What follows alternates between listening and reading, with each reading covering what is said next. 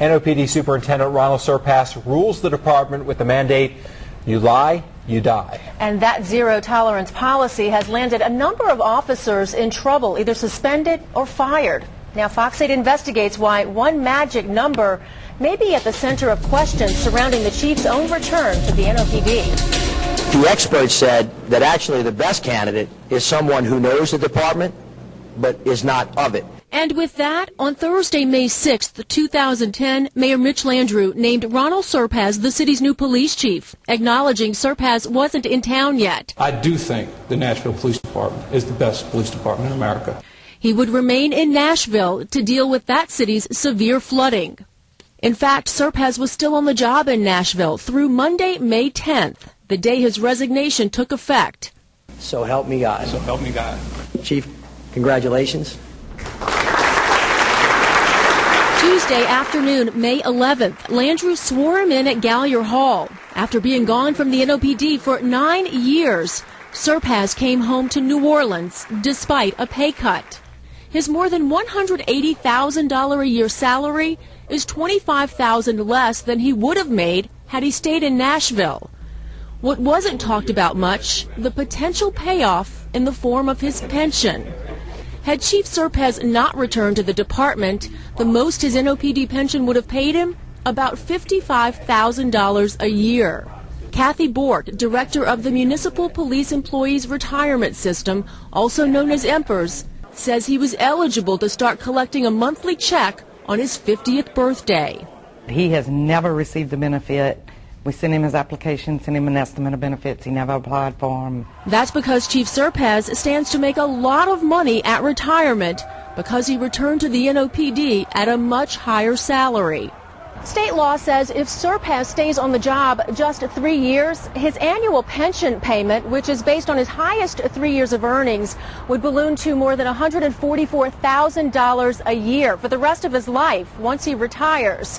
Over 20 years, that's about $2.9 million, which is 3 times more than his pension payment would have been had he not come back. It's guaranteed money. You do the time and you reach the age, then you will get your money.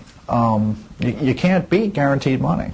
You just can't. Which brings us to question a trail of inconsistencies dating back to his 2010 return, beginning with the date of employment on his member enrollment form with EMPERS.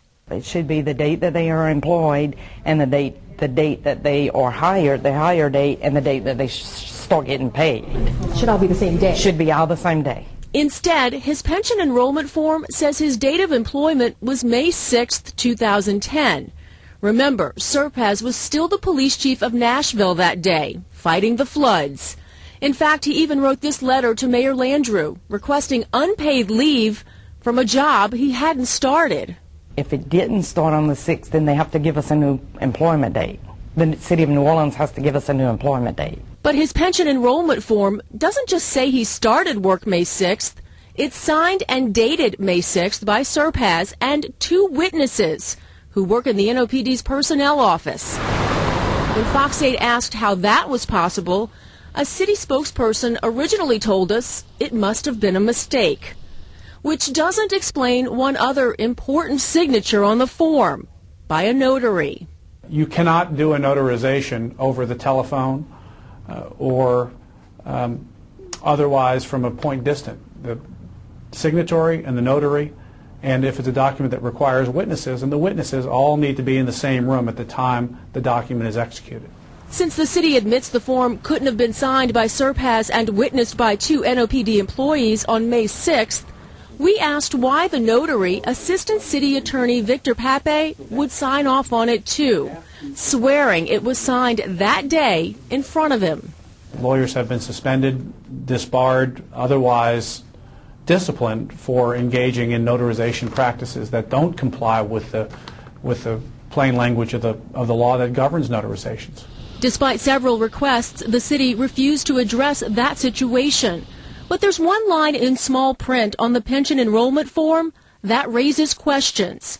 It reads, "Must be under age 50 at date of employment."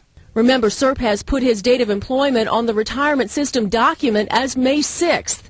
In reality, he didn't return to the NOPD until May 10th, the day after he turned 50.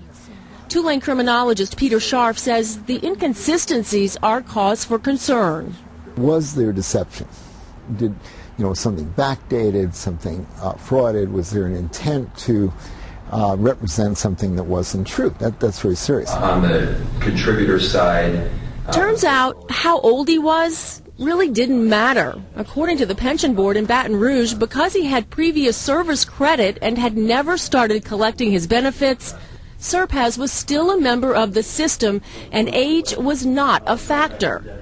Bork says there was no reason for him, 2 witnesses, and a notary to falsify any dates on the forms. No reason at all. I would just have to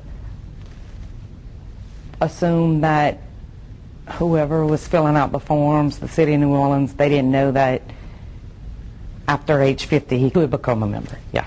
But there's more. Records show the city paid interim superintendent Marlon DeFillo a police chief's salary May 3rd through May 10th. Serpas' first day getting paid was also May 10th for 8 hours, even though he was still police chief of Nashville until close of business that day, according to his own resignation letter. On May 10th, you can see he's still in uniform in Nashville and consulting with his interim replacement. I'm not really sure under state law you can be the police chief of 2 different police departments in 2 different cities in 2 different states. I think that would be something that would have to be looked into.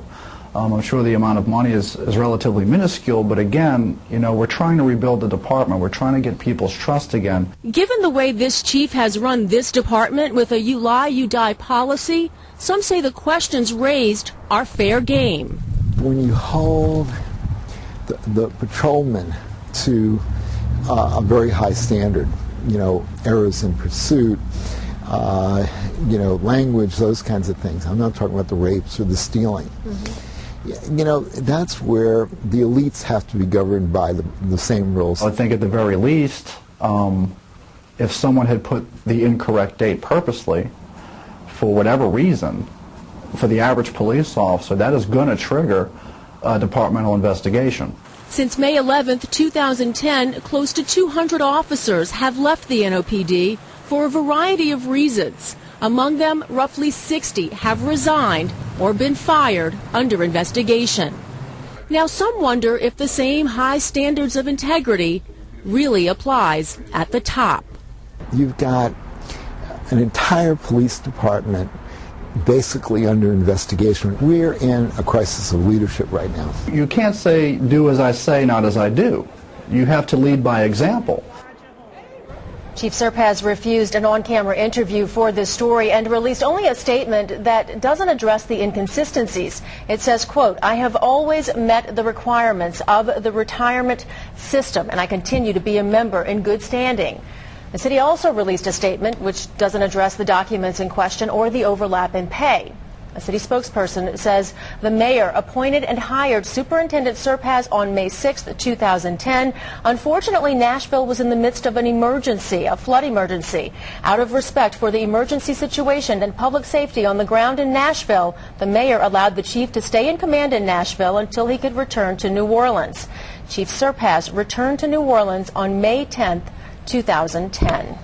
So he returned May 10th, 2010, but then you compare that to the letter where what he asked for an unpaid leave for a few days. Right, and he didn't show up on the city's payroll until May 10th, so he wasn't officially employed. It's still not clear why the unpaid leave of absence was even requested for a job that he didn't have. The city's own computer records, we should point out, don't even match. One set of personnel records that we obtained list his start date with benefits as May 6th. Those records were actually updated through the computer system after he was sworn in. We don't know by who. Payroll records show that he began work on the 10th, which was his last day, again, on the job in Nashville. So still a lot of questions that have yet to be answered. All right. Tonight.